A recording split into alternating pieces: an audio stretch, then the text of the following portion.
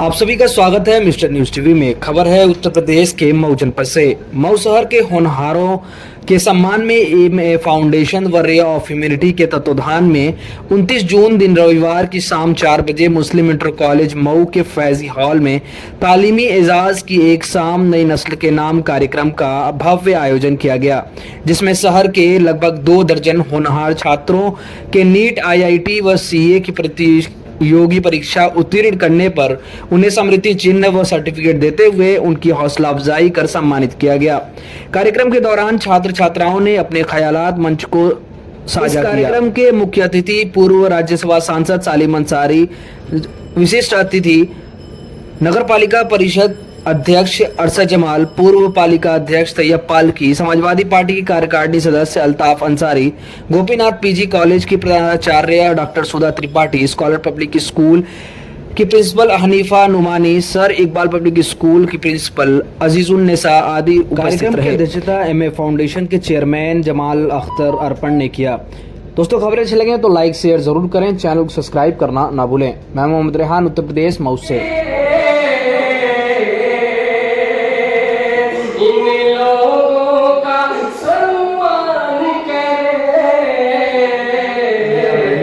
पा लिया।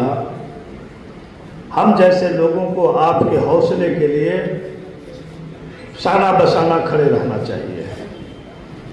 हम सब लोग आपके बीच में खड़े हैं। जितनी हम सब से ताकत है वह सब आपके लिए है।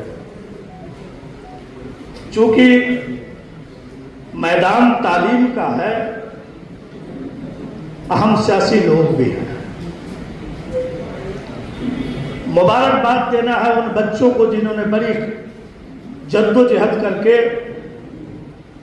और उनकी माँ बाप की बड़ी मेहनत और मुशक्कत से उन बच्चों ने अपने मंजिल की तरफ बढ़ रहे हैं, उनको आज हम मुबारकबाद देने खड़े हुए हैं। मगर हनीफा मैडम ने एक तरफ। जमाल साहब बताएं, क्या सोचकर आपने लोगों को हौसला अफजाई के लिए प्रोग्राम रखा? देखिए, बच्चे जो क्वालिफाई करते हैं नीट के और दूसरे बड़े जो एग्ज़ाम्स हैं उसको क्वालिफाई जो बच्चे करते हैं तो उनको सम्मानित करने का काम हर साल किया जाता है। ये चौथा साल है उसका। आज चौथा साल है सम्मानित करने का कि हम लोग उन बच्चों को हौसला अफजाई के लिए उनको सम्मानित करते हैं ताकि दूसरे बच्चे को उनसे हौसला मिले, वो भी आगे बढ़ें और अगले आकर उस मुकाम तक पहुँचें। तो ये इरादा होता है हम लोगों का कि दूसरे बच्चों को मोटिवेट किया जाए। जब बच्चे मोटिवेट हो जाते हैं, दूसरे बच्चे वो भी सोचते हैं कि हम आगे बढ़ जाएं, हम भी कुछ बड़े एग्ज़ाम्स करें। तो इसी मकसद, यही हम लोग का मकसद होता है कि वैसे बच्चे क्वालिफाई करें, आगे बढ़ें और इसी मकसद के लिए ये प्रोग्राम किया जाता है और बच्चों को सम्मानित किया जाता है। आप हर साल प्रोग्राम आयोजित करते हैं, क्या रिस्पांस मिलता है? नहीं, देखिए, जो हर साल प्रोग्राम करते हैं अच्छा रिस्पांस उसका मिला। पहले ही साल मिला था बहुत अच्छा रिस्पांस हम लोग को कि जो बच्चे कम तादाद में थे, दूसरी साल हम लोग को बहुत ज़्यादा तादाद हो गई उन बच्चों की। तो कहीं ना कहीं बच्चों की हौसला अफजाई उससे हो जाती है और बच्चे सोचते हैं कि आज हम जाएंगे तो हमारा भी एक नाम हो जाएगा शहर के अंदर। तो वो बच्चे मेहनत भी करते हैं उस हिसाब से, उनके गार्जियन भी उनको सपोर्ट करते हैं, उनके टीचर्स भी उनको सपोर्ट करते हैं। एक चीज़ और है, जैसे अभी जो ट्रेंड चल रहा है जैसे नीट का, मेडिकल के इसमें, तो मैं चाहता हूँ कि बच्चे कुछ दूसरे फील्ड में भी जाएं, दूसरा फील्ड भी देखें। और बहुत सारी फील्ड हैं ऐसी, ऐसा नहीं है कि सिर्फ मेडिकल ही एक फील्ड है, और भी बहुत सारी फील्ड हैं हमारे देश में, तो उसको भी अपनाने की ज़रूरत है। और उसमें भी बच्चों को, जो तेज़ बच्चे हैं उसमें उनको मेहनत करने की ज़रूरत है। उनका भी वैसा सम्मान होगा और शहर के अंदर और भव्य सम्मान किया जाएगा। चेयरमैन अरशद जमाल ने कहा कि जमाल अर्पण जिस तरीके से सामाजिक काम में बढ़कर काम करते हैं, अगर इस शहर के और भी ताजिर इसी तरीके से काम करें तो बेहतर काम किया जा सकता है। क्या लगता है कि और लोगों का जो ताउन है वो कम मिल रहा है? नहीं, आप धीरे धीरे देखिए, बहुत सारे लोग धीरे धीरे अब आगे बढ़ रहे हैं। कुछ युवा लोग, बहुत सारे लोग को मैं नहीं कहूँगा, लेकिन जो नई नस्ल है मैं देख रहा हूँ हमारे शहर की, वो आगे बढ़ रही है और बढ़ के लोगों की मदद कर रही है।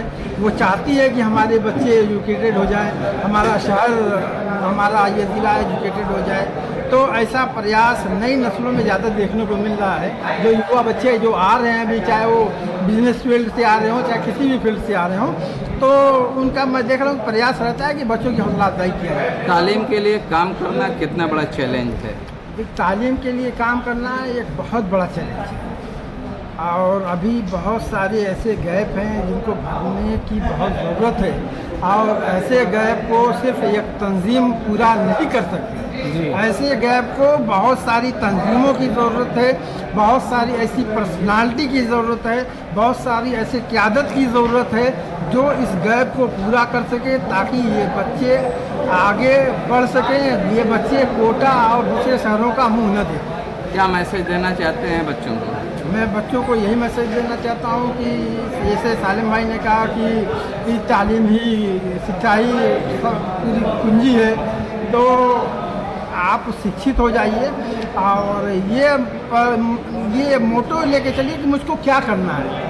ये ज़रूरी नहीं है कि आपने एक बार नीट दिया, दूसरी बार में आप नहीं आए तो आप का मन ये हो गया कि नहीं अब नहीं करेंगे, ऐसा नहीं। आप प्रयास करते रहिए, जिस काम में आप प्रयास करेंगे, आप वो से ज़्यादा अगर किसी काम का आपने कर लिया, ठान लिया, वो मंजिल आपको मिल जाएगी। मैं सभी बच्चों को ये कहता हूँ कि आप हिम्मत मत हारिए, अपनी मंजिल पे लगे रहिए और एक दिन आपको मंजिल मिलेगी। ठीक। आज एमए फाउंडेशन की तरफ से जमाल अरपन साहब ने जो मऊ ज़िले के बच्चे नीट की और अन्य परीक्षाओं में जो पास हुए हैं, उन बच्चों की हौसला अफजाई के लिए उनको मुंटो दे करके और उनकी क्या तअस्सुरात हैं ये भी हम लोगों ने जाना, और उन बच्चों की हौसला अफजाई के लिए सारे कार्यक्रम हुए, जिसमें जनाब तैयब पालकी साहब, अरशद जमाल साहब, अल्ताफ़ अंसारी साहब और दीगर तमाम सियासी जो रहनुमा हैं सारे लोग थे, और सुधा त्रिपाठी साहिबा, हनीफा नुमानी साहिबा, अजीज़ुन्निसा साहिबा जो सर इकबाल की प्रिंसिपल हैं, तो ये सारे लोग उन बच्चों की हौसला अफजाई के लिए आज का प्रोग्राम हुआ है। कितने बच्चों को सम्मानित किया गया था? 22 बच्चे क्वालिफाई किए हैं, जिसमें यहाँ पे 18 बच्चों ने तो कुछ कहा नहीं, 4 बच्चों ने अपने ख्यालात रखे, लेकिन सारे बच्चों को सम्मानित किया गया उनकी हौसला अफजाई के लिए कि उनका हौसला कहीं से टूटे ना। वो बच्चे अच्छे डॉक्टर बन के निकलें, अच्छे सीए बन के निकलें, अच्छे आईआईटी बन के निकलें, ये इसलिए आज का कार्यक्रम हुआ।